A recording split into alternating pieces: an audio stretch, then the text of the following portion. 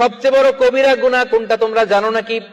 সাহাবারা বললেন, আপনি সবচাইতে ভালো জানেন ইয়া রাসূলুল্লাহ, আপনি বলেন। বিশ্বনবী বললেন, সবচাইতে বড় কবিরা গুনাহ আল্লাহর সাথে শিরক করা। হেলান দিয়ে।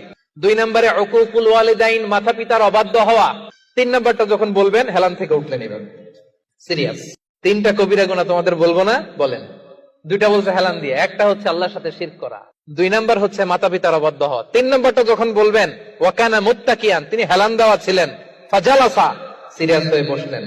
এরপরে বললেন, আলা ওয়া কওলুজ জুর, আলা ওয়া শাহাদাতুজ জুর, সাবধান, মিথ্যা বলো না, মিথ্যা সাক্ষী দিও না, মিথ্যা সাক্ষী দিও না, মিথ্যা সাক্ষী দিও না। বিষ্ণুবী বলতেই লাগলেন, কতবার যে বলছেন তার কোনো হিসাব নাই। কোন সুবহানাল্লাহ।